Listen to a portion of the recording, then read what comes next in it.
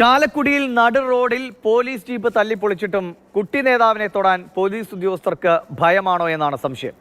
കസ്റ്റഡിയിൽ നിന്ന് CPM നേതാക്കൾ ബലമായി മോചിപ്പിച്ച DYFI നേതാവ് നിധിൻ പുല്ലൻ എവിടെയാണ്? ഒളിവിൽ എന്ന് തന്നെയാണ് പോലീസിന്റെ മറുപടി. പെറ്റിയടിച്ചതുള്ള പ്രതികാരമാണ് നിധിൻ പോലീസിനോട് തീർത്തത് എന്നാണ് അറിയുന്നത്.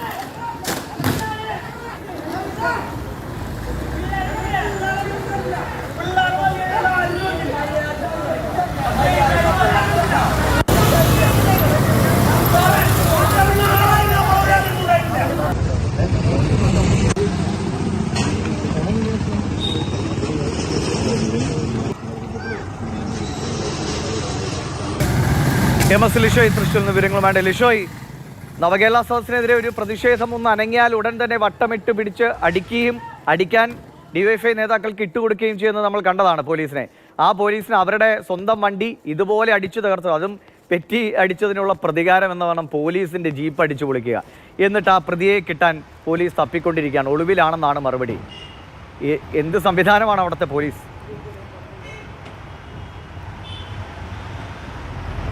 ദിവിഷ്, നമുക്ക് എടുത്തു പറയേണ്ട കാര്യം ഇതിൽ പോലീസ് ഏത് തരത്തിലുള്ള നടപടി സ്വീകരിച്ചു എന്നുള്ളത് മാത്രമല്ല, അതായത് പോലീസ് വലിയ രീതിയിൽ ഇവിടെ പ്രതിരോധത്തിലാണ്. കാരണം ഈ DYFI നേതാവ് ആ പോലീസ് ജീപ്പിന് മുകളിൽ കയറി അതിൻ്റെ ചില്ലൊക്കെ ചവിട്ടി പൊട്ടിക്കുന്നതും ബീക്കൺ ലൈറ്റ് എടുത്ത് എറിഞ്ഞു കളയുന്നതും എല്ലാം തന്നെ അത്തരത്തിലുള്ള നടപടികളെല്ലാം ചെയ്യുന്ന സമയത്ത് 2 പോലീസുകാർ മാത്രമാണ് ആ വാഹനത്തിനകത്തുണ്ടായിരുന്നത്. നിരവധി പ്രവർത്തകരുണ്ടായിരുന്നു.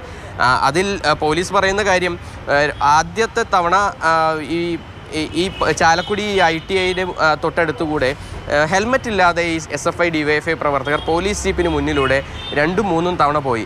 അങ്ങനെ പോയപ്പോൾ പെറ്റിയടിച്ചതാണ് ഈ പ്രകോപനത്തിനെല്ലാം തന്നെ കാരണം. അതിനുശേഷം ഈ അക്രമമെല്ലാം ചെയ്ത DYFI നേതാവ് നിധിനെ, ജില്ലാ കമ്മിറ്റി അംഗമാണ്, നിധിനെ പോലീസ് പിടികൂടുകയും ചെയ്തു. പക്ഷേ ആ പോലീസ് പിടികൂടിയ സമയത്ത് CPMൻ്റെ ആ സ്ഥലത്തുള്ള ചാലക്കുടിയിലുള്ള പ്രാദേശിക നേതാക്കളെല്ലാം തന്നെ പോലീസിന് നേരെ തിരിയുകയും പോലീസിനെ ആക്രമിക്കുകയും അത്തരത്തിൽ പോലീസുമായി വലിയ തോതിലുള്ള സംഘർഷം ഉണ്ടാവുകയും ചെയ്തു. അങ്ങനെ സംഘർഷമുണ്ടായി DYSPക്ക് പോലും അടി കിട്ടുന്ന ഒരു അവസ്ഥയുണ്ടായി. DYFIയുടെ മുഖത്തടി കിട്ടി. അങ്ങനെ CIക്കും SIക്കും ഉൾപ്പെടെ എല്ലാവരെയും തല്ലി. അതായത് നവകേരള സദസ്സിൽ രക്ഷാപ്രവർത്തനം ഈ സർക്കാരിന് വേണ്ടിയാണെങ്കിൽ ഇവിടെ പോലീസിന് വേണ്ടി രക്ഷാപ്രവർത്തനത്തിന് ഇനിയിപ്പോൾ മറ്റാരെങ്കിലും ഇറക്കേണ്ടി വരും. കാരണം പോലീസിനും രക്ഷയില്ലാത്തൊരവസ്ഥയാണ് നിലവിൽ ചാലക്കുടിയിലുള്ളത്. ഈ DYFI നേതാവിനെ പാർട്ടി പ്രവർത്തകർ ഇടപെട്ടാണ്, CPM നേതാക്കൾ ഇടപെട്ടാണ് അവിടെ നിന്നും പോലീസിൻ്റെ കസ്റ്റഡിയിൽ നിന്ന് മോചിപ്പിച്ച് കൊണ്ടുപോയത്. അതിനുശേഷം ഇയാൾ ഒളിവിൽ പോയി.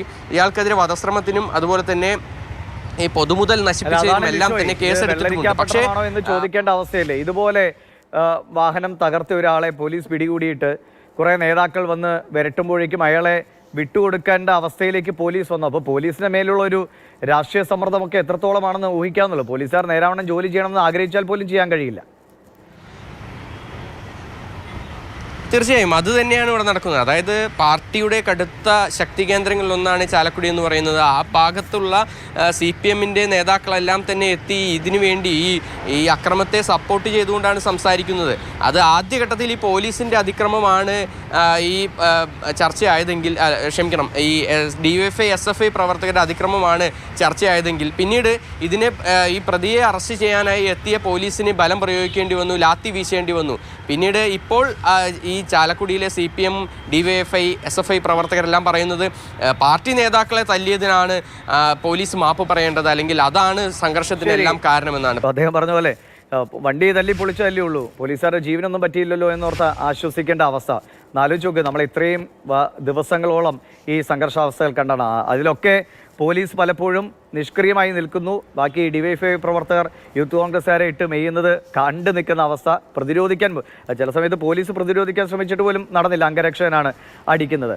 അപ്പോൾ ഇങ്ങനെയൊക്കെ ചെയ്ത പോലീസിനെയാണ് ഒരു പെറ്റി കേസ് എടുത്തതിൻ്റെ പേരിൽ അടിക്കുന്നത്. ഈ നേതാക്കൾ ആരൊക്കെയാണ്? ഈ ചെന്ന് വിളിച്ചിറക്കി കൊണ്ടുപോയ കുറേ നേതാക്കളുണ്ടാകുമോ? അവരൊക്കെ ആരൊക്കെയാണെന്ന് അറിയാൻ കഴിയുന്നുണ്ടോ?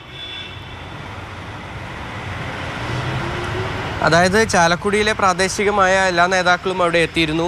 അതിനുശേഷം അതായത് ഏരിയ കമ്മിറ്റിയിൽ നിന്ന് ഉൾപ്പെടെ ലോക്കൽ കമ്മിറ്റിയിൽ നിന്ന് ഉൾപ്പെടെയുള്ള നേതാക്കളാണ് അവിടെ എത്തി ഈ പോലീസ് സ്റ്റേഷനിലേക്കല്ല എത്തിയത് ദിവിഷ. അതായത് ഈ പ്രതിയെ റോഡരികിൽ നിന്ന് പിടികൂടുന്നു. ആ പിടികൂടുന്ന സമയത്ത് ഇവരുടെ കൂടെ ആ സമയത്ത് അവിടെ ഉണ്ടായിരുന്ന പാർട്ടി പ്രവർത്തകർ അവിടേക്ക് എത്തുന്നു. കൂടുതൽ പാർട്ടി പ്രവർത്തകർ അവിടേക്ക് എത്തുന്നു. പോലീസുമായി ഒന്നും തള്ളും ഉണ്ടാകുന്നു. ഇയാളെ കസ്റ്റഡിയിലെടുക്കാൻ പറ്റില്ലെന്ന് പറയുന്നു. ഇയാളെ മാത്രമല്ല, മറ്റ് നിതിൻ പുല്ലനെ മാത്രമല്ല, മറ്റ് ആ പ്രകടനത്തിൽ അല്ലെങ്കിൽ ആ പരിസരത്ത് ഈ അക്രമത്തിൽ ഉണ്ടായിരുന്ന എല്ലാവരെയും കസ്റ്റഡിയിലെടുക്കാനാണ് പോലീസ് അവിടെ വന്നത്. അപ്പോൾ ആ ഒരു സമയത്താണ് ഇത്തരത്തിൽ പരസ്പരം ഒന്നും തള്ളുമാവുന്നത്. അങ്ങനെ ഈ പ്രതിയെ പിടികൂടാൻ കഴിയില്ല, കൊണ്ടുപോകാൻ കഴിയില്ല എന്ന കർശന നിലപാടെടുത്തു. അങ്ങനെ കസ്റ്റഡിയിൽ എടുക്കുകയും ചെയ്തു. പിന്നീടാണ് അയാളെ വിട്ടുകിടണമെന്ന് ആവശ്യപ്പെട്ടുകൊണ്ട് പോലീസിന് നേരെ തിരിയുന്നതും ലാത്തി വീശുന്നതും. ഇതിനെല്ലാം ശേഷം ഇയാൾ ഒളിവിൽ പോയ ശേഷം, ഇയാൾ അവിടെ നിന്ന് ഓടിപ്പോയ ശേഷം വീണ്ടും പോലീസ് ചാലക്കുടി ITI പരിസരത്തുള്ള SFIയുടെ പ്രവർത്തകർ താമസിക്കുന്ന ചില മുറികളിൽ പരിശോധന നടത്താനായി എത്തി. അങ്ങനെ പരിശോധന നടത്താനായി എത്തിയപ്പോൾ അവിടെയും എത്തി DYFIയുടെയും CPMൻ്റെയും പ്രവർത്തകരും നേതാക്കളും എല്ലാം തന്നെ അവിടെയും എത്തി. അവിടെ വെച്ചാണ് DYSP ചാലക്കുടി DYSP സിനോജിൻ ഉൾപ്പെടെയുള്ളവർക്ക് മർദ്ദനമേൽക്കുന്നത് അവിടെ വെച്ചാണ്.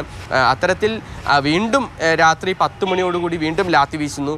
എന്നിട്ട് ആണ് പിന്നീട് കൂടുതൽ പ്രവർത്തകർ ചാലക്കുടി ഭാഗത്തേക്കെല്ലാം തന്നെ എത്തുന്നു. പോലീസും സംഘടിക്കുന്നു. അങ്ങനെ ഒരു വലിയ സംഘർഷാവസ്ഥയായിരുന്നു ഇന്നലെ രാത്രി.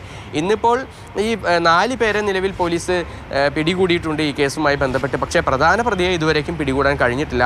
ആ പ്രധാന പ്രതിയെ ഇനി പിടികൂടണമെങ്കിൽ എനിക്ക് തോന്നുന്നത് CPMO അല്ലെങ്കിൽ ഈ DYFI നേതാക്കളോ തന്നെ വിചാരിക്കണം ഇയാൾ പിടികൊടുക്കണം എന്നുള്ളത്. അല്ലാതെ പിടികൂടാൻ കഴിയുമെന്ന് എനിക്ക് തോന്നുന്നില്ല. നിഷോ, ഈ നേതാക്കളും ഈ പിടികൂടാനുള്ള ആളുമൊക്കെ നവകേരള സദസ്സ് ചാലക്കുടിയിലൂടെയൊക്കെ പോയപ്പോൾ രക്ഷാപ്രവർത്തനം നടത്തിയവർ കൂടിയായിരിക്കും അല്ലേ? നവകേരള സദസ്സിന് ചാലക്കുടിയിൽ രക്ഷാപ്രവർത്തനം നടത്തേണ്ടി വന്നില്ല എന്നുള്ളതാണ് ദിവിഷ്. അതുകൊണ്ട് എന്തായാലും ഇവർ ആ രക്ഷാപ്രവർത്തനത്തിലൊന്നും പങ്കെടുത്തിട്ടില്ല. ഈ തൃശ്ശൂർ ജില്ലയിൽ കാര്യമായി രക്ഷാപ്രവർത്തനം നടത്തേണ്ട സാഹചര്യങ്ങളൊന്നും തന്നെ ഉണ്ടായിരുന്നില്ല. പലയിടങ്ങളിലും പോലീസ് തന്നെ ആണ് ഈ KSU യൂത്ത് കോൺഗ്രസ് പ്രവർത്തകരെ എല്ലാം പിടിച്ചു മാറ്റിയത്. DYFI SFI CPM അംഗങ്ങളൊന്നും തന്നെ ഇറങ്ങി രക്ഷാപ്രവർത്തനം നടത്തേണ്ടി വന്നിട്ടില്ല നവകേരള സദസ്സുമായി ബന്ധപ്പെട്ട്. അത് ആശ്വാസമായി. ശരി ലിഷോ.